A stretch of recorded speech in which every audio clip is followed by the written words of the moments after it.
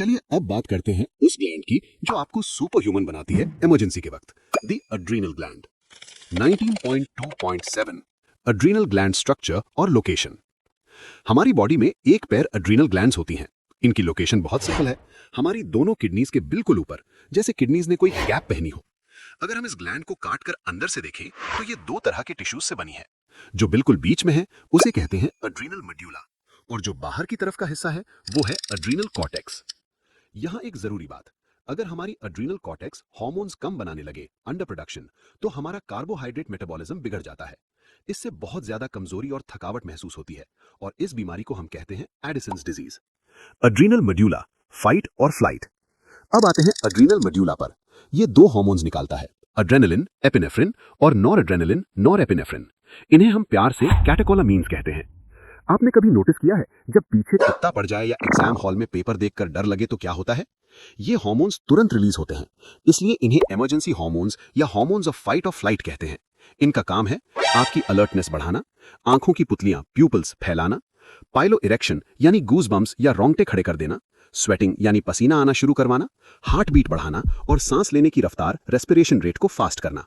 सिर्फ इतना ही नहीं, ये कैटेकोलामीन्स हमारी बॉडी में जमा ग्लाइकोजन को तोड़ देते हैं ताकि ब्लड में ग्लूकोज बढ़ जाए और हमें तुरंत एनर्जी मिले। साथ ही ये लिपिड्स और प्रोटीन्स का ब्रेकडाउन भी शुरू कर देते हैं। Adrenal cortex, the 3 layers.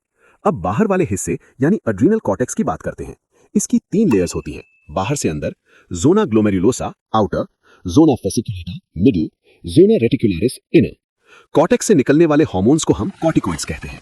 इन्हें 2 मेन ग्रुप्स में बांटा गया है। ग्लूकोकॉर्टिकॉइड्स जो कार्बोहाइड्रेट्स के मेटाबॉलिज्म से जुड़े हैं, हमारी बॉडी का मेन ग्लूकोकॉर्टिकॉइड है कॉर्टिसोल। मिनरलोकॉर्टिकॉइड्स जो बॉडी में पानी और इलेक्ट्रोलाइट्स का बैलेंस रखते हैं, इसमें मेन है एल्डोस्टेरॉन। कॉर्टिसोल और एल्डोस्टेरॉन के काम। कॉर्टिसोल ग्लूकोकॉर्टिकॉइड, इसका काम है ग्लूकोज बनाना, ग्लूकोनियोजेनेसिस, फैट्स तोड़ना, लाइपोलिसिस और प्रोटीन्स तोड़ना, प्रोटियोलिसिस। ये हमारे कार्डियोवैस्कुलर सिस्टम और किडनी फंक्शंस को भी संभालता है।